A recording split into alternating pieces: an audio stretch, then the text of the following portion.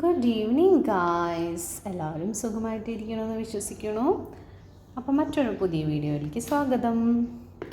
അപ്പോൾ ഇന്ന് നമ്മൾ ചെയ്യാൻ പോണത് KFC വീട്ടിൽ തന്നെ എങ്ങനെ ഉണ്ടാക്കാം, സിമ്പിളായിട്ട് എങ്ങനെ ഉണ്ടാക്കാം നോക്കാം. അപ്പോൾ കുട്ടികൾക്ക് വേണ്ടിയിട്ട് കുറച്ച് ചിക്കൻ ഞാൻ മാറ്റി വെച്ചിട്ടുണ്ടായിരുന്നു. അപ്പോൾ ഈവനിങ്ങിലൊന്ന് കഴിക്കാൻ വേണ്ടിയിട്ട് കുറച്ച് മാറ്റി വെച്ചു. അപ്പോൾ അതിലേക്ക് വേണ്ടി ഫസ്റ്റ് കുറച്ച് മസാലകൾ ഇടണം. അത് എന്തൊക്കെയാണെന്ന് നോക്കാം. നമ്മുടെ വെളുത്തുള്ളി, ഇഞ്ചി, ചെറുള്ളി, മഞ്ഞൾപ്പൊടി, മുളക് പൊടി, കുരുമുളക് പൊടി കാണുന്നില്ലേ ഗൈസ്? ഇതാ കുരുമുളക് കുറച്ച് കേട്ടോ, ഉപ്പിട്ടിട്ടുണ്ട്, മല്ലിപ്പൊടി ഇട്ടിട്ടുണ്ട് കേട്ടോ. ഇതൊക്കെ കൂടിയിട്ട് ഒന്ന് പേസ്റ്റ് ചെയ്തെടുക്കണം. ഓക്കെ, അപ്പോൾ ഗായ്സ് ഇതവിടെ പേസ്റ്റായിട്ട് വന്നിട്ടുണ്ട്. ഇതാ എന്താ ടേസ്റ്റ് എന്നറിയാം. ഞാനൊന്ന് ടേസ്റ്റ് ചെയ്ത് നോക്കി, നല്ല രസമുണ്ട്. അത് ചെറുള്ളി ആഡ് ചെയ്ത കാരണമാണ് ഇത്രയ്ക്കും ടേസ്റ്റ് ആവാൻ കാരണം. അപ്പോൾ KFCക്ക് സാധാരണ ഈ മസാലകളൊന്നും യൂസ് ചെയ്യില്ല. പക്ഷെ മലയാളീസിന് ഇതൊന്നും ഇല്ലാതെ എന്തല്ലേ ആഘോഷം. അപ്പോൾ മലയാളീസിൻ്റെ ഫേവറേറ്റ് മസാലയാണ് ഇതിൽ ആഡ് ചെയ്യാൻ പോണത്. ഇതെന്തായിരിക്കും? മൈദയാണോ? അല്ല. കോൺഫ്ലവർ ആണോ? അല്ല. ഇതാണ് അരിപ്പൊടി ഗൈസ്. അപ്പോൾ അരിപ്പൊടിയിലാണ് നമ്മൾ ഹെൽത്തി KFC വീട്ടിലുണ്ടാക്കാൻ പോകുന്നത്. പിന്നെ അതിന് വേണ്ടി ഓട്സ് മാറ്റി എടുത്ത് വെച്ചിട്ടുണ്ട്, ഒരു മുട്ട, പിന്നെ നാരങ്ങ പിഴിഞ്ഞത് കുറച്ച് മതി, കുറച്ച് ചിക്കനേ ഉള്ളൂ. ഓക്കെ, കുട്ടികൾക്ക് വേണ്ടി മാത്രമാണ് ഇപ്പോൾ ഉണ്ടാക്കുന്നത്. അപ്പോൾ കുറച്ചാണ് ഉണ്ടാക്കുന്നത്. അപ്പോൾ കാണിച്ചു മസാല എടുത്തു, ആവശ്യത്തിന് എടുത്താൽ മതി. ആവശ്യത്തിന് ഫുള്ള് ഇടേണ്ട ആവശ്യമില്ല. എന്നിട്ട് ഈ അരിപ്പൊടിയിലേക്ക് ഇതൊന്ന് മിക്സ് ചെയ്യണം നല്ലപോലെ. എന്നിട്ട് നമുക്കൊന്ന് നോക്കിയിട്ട് പിന്നെ ആഡ് ചെയ്ത് കൊടുത്താൽ മതി. നന്നായി ഒന്ന് കുഴച്ച് കൊടുക്കണം. വെള്ളമൊന്നും ഒഴിക്കേണ്ട കേട്ടോ. ഇങ്ങനെ തന്നെ കുഴച്ച് നമ്മൾ എടുക്കണതിന്. ഇങ്ങനെ കുഴച്ചെടുത്തിട്ടുണ്ട്. മസാല ഇട്ടതിന് ശേഷം ഇതൊന്ന് കുഴച്ചെടുക്കാം. അതിന് ശേഷം നമ്മുടെ ഒരു എഗ്ഗ് അതിലേക്ക് ഒഴിച്ചു കൊടുക്കാം. ചിക്കൻ അങ്ങനെ മസാലകളൊക്കെ പുരട്ടി വെച്ചിട്ടുണ്ട്. അതിലേക്ക് നമ്മൾ നാരങ്ങ പിഴിഞ്ഞൊഴിച്ച് വെച്ചിരിക്കുന്നത് ഒന്ന് സ്പ്രെഡ് ചെയ്ത് കൊടുക്കുക. കുറച്ച് മതി നാരങ്ങ പിഴിഞ്ഞൊഴിച്ചത് കേട്ടോ. അങ്ങനെ മാരിനേറ്റ് ചെയ്ത് നമ്മളിങ്ങനെ വെച്ചിട്ടുണ്ട്. ഇനി ഫ്രിഡ്ജിലേക്ക് ഒരു അരമണിക്കൂർ ഇതിങ്ങനെ റെസ്റ്റ് ചെയ്യാൻ കൊടുക്കണം. നന്നായി മാരിനേറ്റ് ചെയ്ത് വെച്ചിട്ടുണ്ട്. മസാലകളൊക്കെ അതിൻ്റെ ഉള്ളിലേക്കൊക്കെ പോകണം.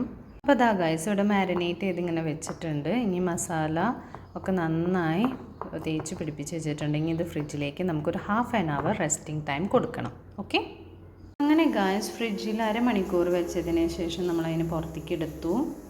എന്നിട്ട് ഇതാ ചിക്കൻ ഇങ്ങനെ മസാല നന്നായി അതിൻ്റെ ഉള്ളിലേക്കൊക്കെ കയറിയിട്ടുണ്ട് കേട്ടോ. ഇനി നമ്മളതിനെ ഈ ഓട്സിൽ ഇങ്ങനെ മുക്കി എല്ലായിടത്തേക്കും ഇങ്ങനെ സ്പ്രെഡ് ചെയ്ത് ഇങ്ങനെ എല്ലായിടത്തേക്കും എത്തട്ടെ. ഓരോ പീസ് എന്താ ഇങ്ങനെ റെഡിയാക്കി വെച്ചിട്ടുണ്ട്. ഇനിയുണ്ട് ചെയ്യാനായിട്ട്. അപ്പോൾ അതൊക്കെ ഒന്ന് ഇങ്ങനെ ആക്കി കൊടുക്കാം കേട്ടോ. ഞാനിത് ഫ്രൈ പാനിൽ വെളിച്ചെണ്ണ ഒഴിച്ചിട്ടാണ് വറക്കണത്. എയർ ഫ്രയറിലൊന്നല്ല ചെയ്യുന്നത്. എയർ ഫ്രയറിൽ ചെയ്യുമ്പോൾ വലിയ പീസസ് എടുക്കണം.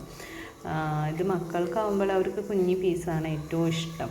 അപ്പം അതുകൊണ്ട് വെളിച്ചെണ്ണയിൽ ഇട്ടിട്ടാണ് നമ്മളിങ്ങനെ വറുത്തിങ്ങനെ എടുക്കാൻ പോകുന്നത് കേട്ടോ.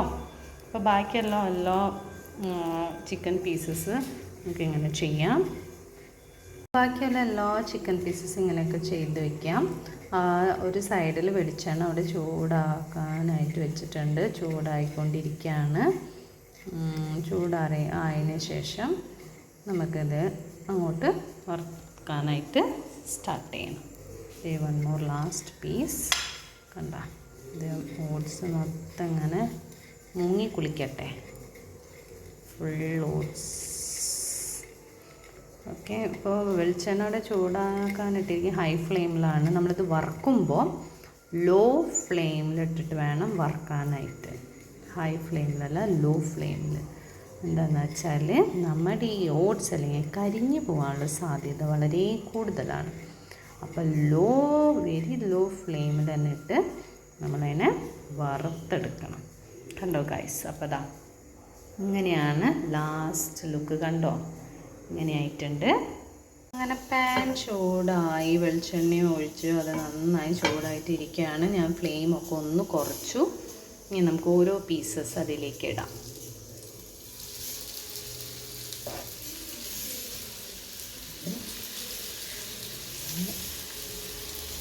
എയർ ഫ്രയറിൽ ഇട്ടില്ല കേട്ടോ. ഇത് മക്കൾക്കായത് കൊണ്ടേ എയർ ഫ്രയറിൽ വെച്ച് നമുക്ക് ചെയ്യാം. പക്ഷെ ഇപ്പം ഞാൻ ഇങ്ങനെയാണ് ചെയ്യുന്നത്. എയർ ഫ്രയറിലാകുമ്പോൾ ഈ വെളിച്ചെണ്ണയുടെ ഒന്നും ആവശ്യമില്ല.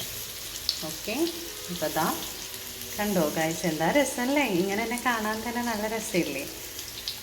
ഇനി നമുക്കിത് മറിച്ചിടാം. കുറച്ച് ഭാഗമൊക്കെ ഞാൻ മറിച്ചിട്ടു.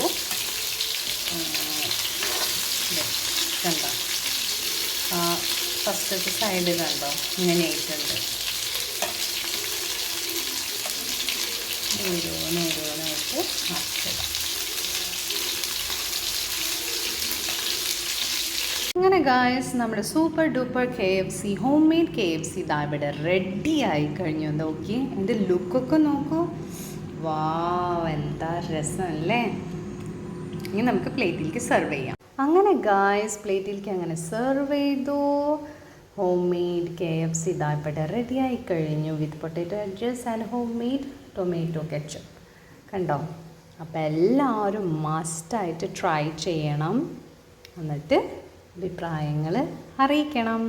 ഈ നെക്സ്റ്റ് വീഡിയോ വരുന്ന വരെ till then tata bye bye. See you guys. Take care everyone. By.